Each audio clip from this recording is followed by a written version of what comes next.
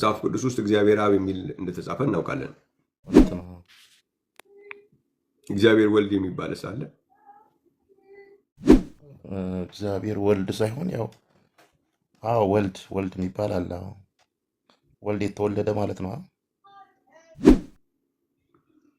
ግዕዝ ነው ቃሉ። ያ ግን እሱ ስለማወቅ ለእኔ ጥያቄ የኔን ጥያቄ ነው መመለስ ያለብህ እንጂ አሁን የአንተን የራስህ አሁን እኔ ስለ አብ አልጠየቅኩም አይደለም። ስለዚህ እግዚአብሔር አብ ብዬ ጠቅሼልህ አብ የሚል አለ ብትለኝ መልስ አይሆንም።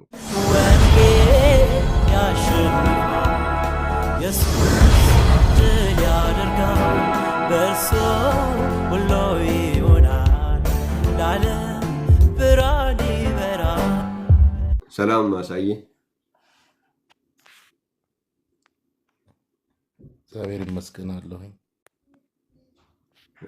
ውይይታችን ሰምተሃል? አይ ዘግቼ ነው የገባሁት። ይቅርታ በጣም እሺ። መጽሐፍ ቅዱስ ውስጥ እግዚአብሔር አብ የሚል እንደተጻፈ እናውቃለን። እውነት ነው። እግዚአብሔር ወልድ የሚባልስ አለ? እግዚአብሔር ወልድ ሳይሆን ያው ወልድ የሚባል አለ። ወልድ የተወለደ ማለት ነው። ግዕዝ ነው ቃሉ። ያ ግን እሱ ስለማወቅ ለእኔ ጥያቄ የኔን ጥያቄ ነው መመለስ ያለብህ እንጂ አሁን የአንተን የራስህ አሁን እኔ ስለ አብ አልጠየቅኩም አይደለም። ስለዚህ እግዚአብሔር አብ ብዬ ጠቅሼልህ አብ የሚል አለ ብትለኝ መልስ አይሆንም እኮ። እግዚአብሔር አብ የሚል አለ ወይ ነው? አለ። ለምሳሌ ገላትያ መጽሐፍ ምዕራፍ 1 ቁጥር 1 ብትሄድ እግዚአብሔር አብ የሚል ቃል አለ። አንደኛ ዮሐንስ ምዕራፍ 2 ላይ ብትሄድ ሁለተኛ ዮሐንስ ምዕራፍ 1 ቁጥር 2 ላይ እግዚአብሔር አብ የሚል አለ። ሌሎችም ብዙ ቦታዎች ላይ አለ። እግዚአብሔር ወልድ የሚል ግን አለ ወይ? ወይ መጽሐፍ ቅዱስ ይዘሃል? አይ በቃሌ ሞባይል አለ። ከሞባይል ማየት እችላለሁ። እሺ እስኪ አውጣው። ገላትያ ምዕራፍ 1 ቁጥር 1 አውጣው እስኪ። ገላትያ ምዕራፍ 1 ቁጥር 1። እሺ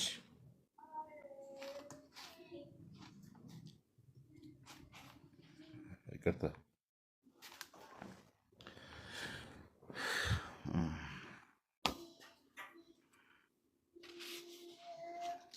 ገላትያ ምዕራፍ 1 ቁጥር 1። እሺ ምን ይላል? በኢየሱስ ክርስቶስ ከሙታንም ባነሳው በእግዚአብሔር አብ ሐዋርያ የሆነ እንጂ ከሰዎች ወይም በሰው ያልሆነ ይላል። እግዚአብሔር አብ የሚል ቃል አለ አይደለ? እዛ ጋር አለው። አብ የሚል አይደለም ያሳየው፣ ወይም እግዚአብሔር የሚል አይደለም ያሳየው። እግዚአብሔር አብ የሚል አለው። ስለዚህ አሁን አንተ ወልድ የሚል ወይም እግዚአብሔር የሚል አይደለም የምጠይቀው፣ ወይም አምላክ የሚል ጌታ የሚል አይደለም የጠየቁ። ልክ እግዚአብሔር አብ የሚለው መጽሐፍ እንዳስፈለገ እና መጽሐፍ ቅዱስ ውስጥ እግዚአብሔር አብ የሚለው እንደተቀመጠ እግዚአብሔር ወልድ የሚልስ እንደሱ የተጻፈ ቦታ አለ?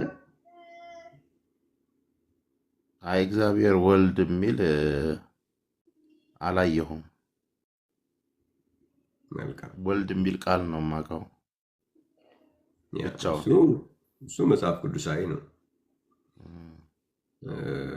እሺ በአንደኛ ጢሞቴዎስ ምዕራፍ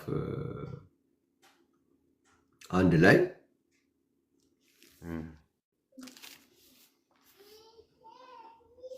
አንደኛ ጢሞቴዎስ ምዕራፍ 1 ይቅርታ፣ አንደኛ ጢሞቴዎስ ምዕራፍ 3 ላይ ከቁጥር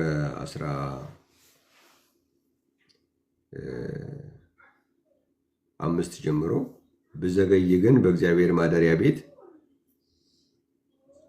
መኖር እንዴት እንደሚገባ ታውቅ ዘንድ እጽፍልሃለሁ እና ቤቱ የሕያው አምድና መሰረት የሕያው እግዚአብሔር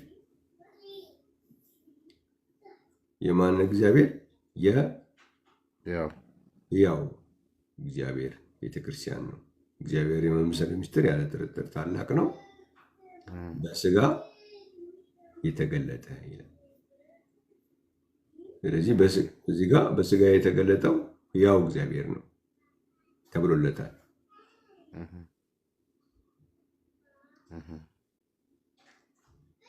ስለዚህ ሕያው እግዚአብሔር ደግሞ በማቴዎስ ወንጌል ምዕራፍ 16 ላይ ደግሞ ሕያው እግዚአብሔር አብ መሆኑ ተነግሮናል። ሰዎች የሰውን ልጅ ማን ይሉታል ብሎ በተነገረበት ጊዜ የሕያው እግዚአብሔር አንተ ክርስቶስ የሕያው እግዚአብሔር ልጅ ብሎ ነው ያስቀመጠው። እዚህ ጋር ሕያው እግዚአብሔር የተባለው እግዚአብሔር አብ ነው። ስለዚህ በስጋ የተገለጠው ደግሞ ማን ነው አለን? ሕያው እግዚአብሔር ነው። ስለዚህ በስጋ የተገለጠው ራሱ እግዚአብሔር አብ ነው ብለህ ታምናለህ? በስጋ የተገለጠው ሕያው እግዚአብሔር ነው ብለህ ታምናለህ? በስጋ የተገለጠው እኔ የማምነው እንደዛ ሳይሆን ያው በሶስትነት እንደተገለጠ ነው የማምነው። ራሱን በሶስትነት እንደገለጠ አንድ እግዚአብሔር አንድ መለኮት አለ። በእኛ ቤተክርስቲያን የተነገረን ግን በአካል ደግሞ ሶስት በመለኮት አንድ ነው። እንደዛ ስንል ሶስት አምላክ አለ ሳይሆን አንድ አምላክ ነው ያለው። ግን ራሱን በሶስትነት ገልጧል። አብ፣ ወልድ፣ መንፈስ ቅዱስ። ትልቁ ያው እንትን ነጥብ የምናነሳው ወይም ደግሞ እኔም የሚገባኝ ማቴዎስ 28 ከ18 ያው እርሶም ያውቁታል ብዬ አስባለሁ። ያውቁታልም በአብ በወልድ በመንፈስ ቅዱስ ስም የሚለው ማለት ነውና አሁን በስጋ የተገለጠው ማን ነው የሚለው ላይ ነው። እሱ አሁን ያነሳቸው ሀሳቦች ላይ ሁሉ እንስማማለን። ኢየሱስ ነው። አሁን እዚህ ጋር የተጻፈው ኢየሱስ በስጋ ተገለጠ ነው ወይስ ያው እግዚአብሔር ነው የሚለው? እግዚአብሔር ነው የሚለው ያነበብነው ቃል ላይ ሕያው እግዚአብሔር ነው የሚለው ወይስ ምንድን ነው የሚለው? ሕያው እግዚአብሔር አይደለም የሚለው። እዚህ ጋር የተገለጠው እዚህ ጋር የተጠቀሰው እግዚአብሔር ገላጭ ቃል አለው። ማንኛውም ዝም ብሎ እግዚአብሔር ብለን እንዳናል ሕያው እግዚአብሔር ብሎ አስቀምጧል። ያው እግዚአብሔር በስጋ ተገለጠ ነው የሚለው እዚህ ጋር በስጋ የተገለጠ ብሎ ያስቀምጣል። በመንፈስ የጸደቀ፣ ለመላእክት የታየ፣ በአሕዛብ የተሰበከ፣ ባለቤት አመነ፣ በክብር ያደረገ ይላል እኮ። ግን እግዚአብሔርን ስለመምሰል ነው የሚያወራው። እግዚአብሔርን የመምሰል ሚስጥር ያልጥርጥር ታላቅ ነው ያለው።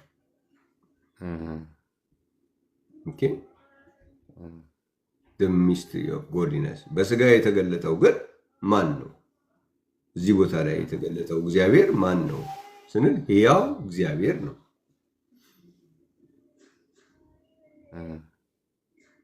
እያየሁት ነው፣ ቃሉን እንደዚህ እያየሁት ነው ያለሁት።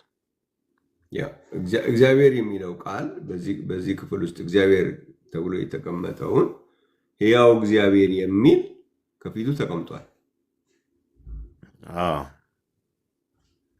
ስለዚህ ሕያው እግዚአብሔር ከተባለ እዚህ ክፍል ላይ በዚህ አውድ ላይ ሕያው እግዚአብሔር ከሆነ ያለው ሕያው እግዚአብሔር ደግሞ በማቴዎስ ወንጌል 16 ላይ እግዚአብሔር አብ ነው።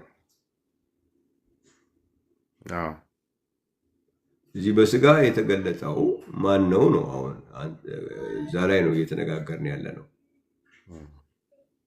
ስለዚህ በስጋ የተገለጠው ሕያው እግዚአብሔር ነው። ሕያው እግዚአብሔር ደግሞ እግዚአብሔር አብ ነው።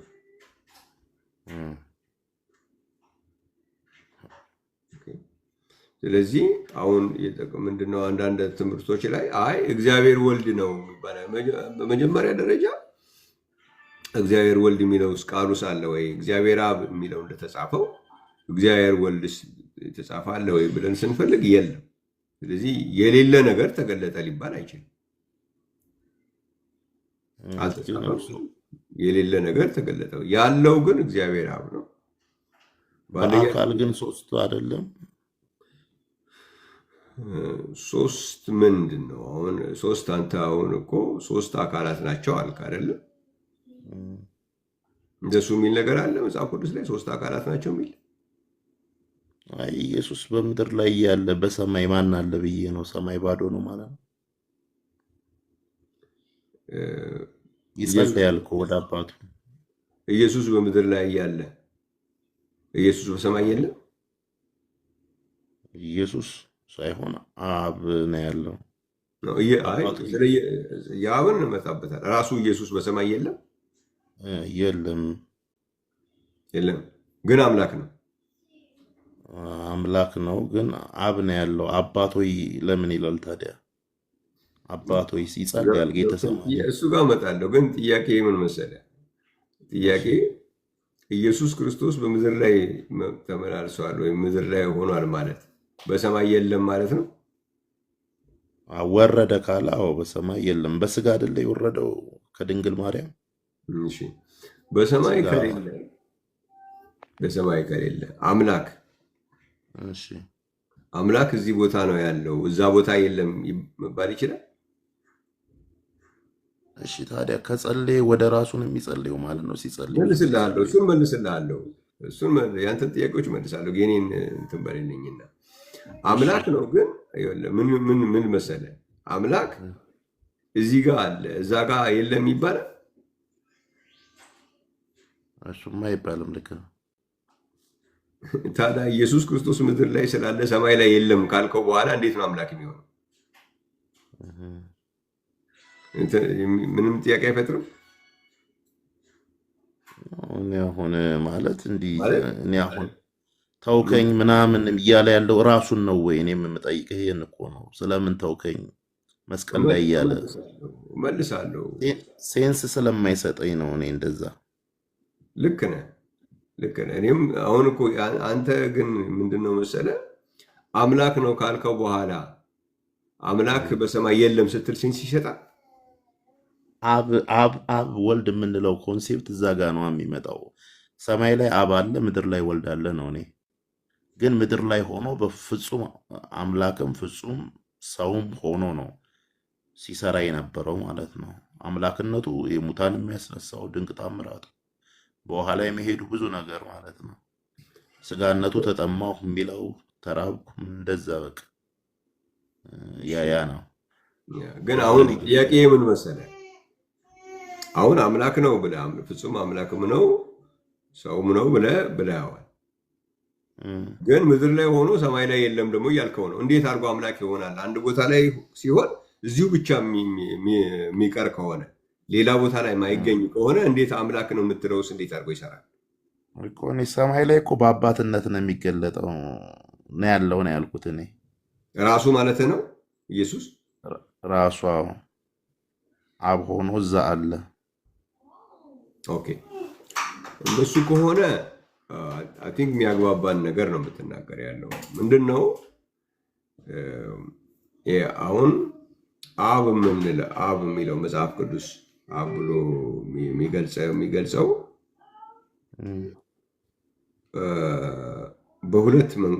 ሁለት ነጥቦችን አስቀምጧል ኢየሱስ ክርስቶስ ስለ አብ ሲያስተምር።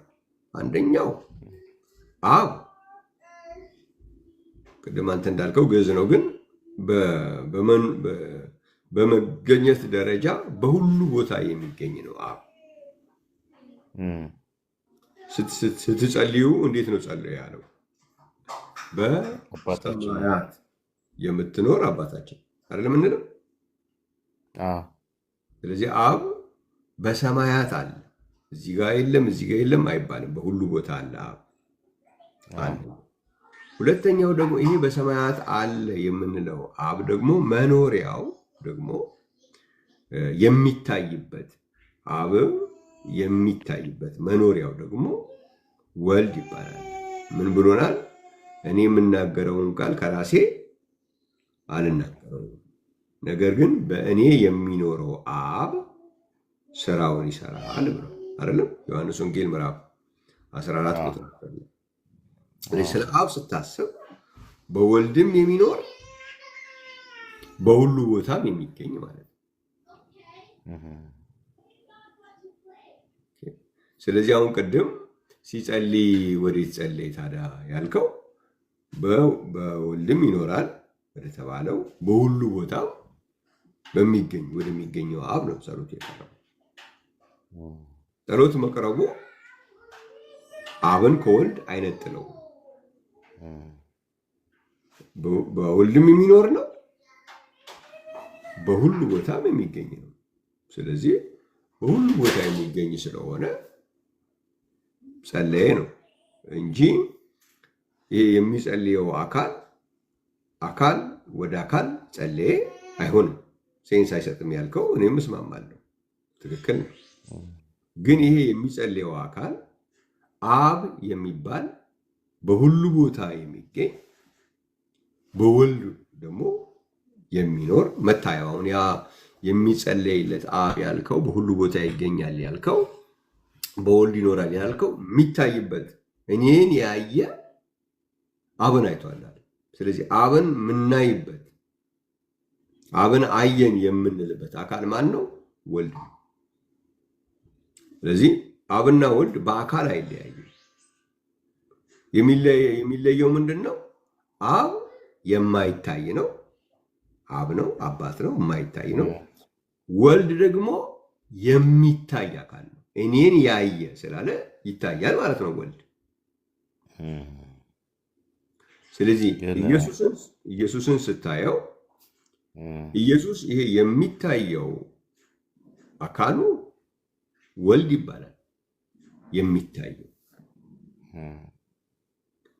በዛ በወልድ የሚኖረው በሁሉ ቦታም ደግሞ ይገኛል የተባለው ደግሞ አብ ይባላል።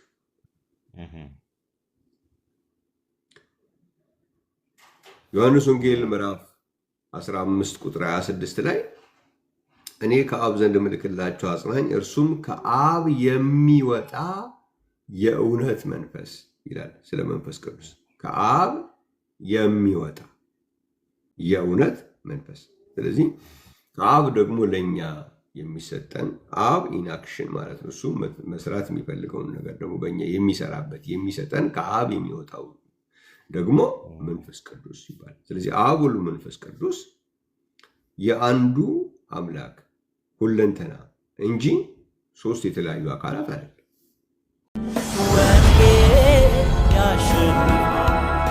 Yes,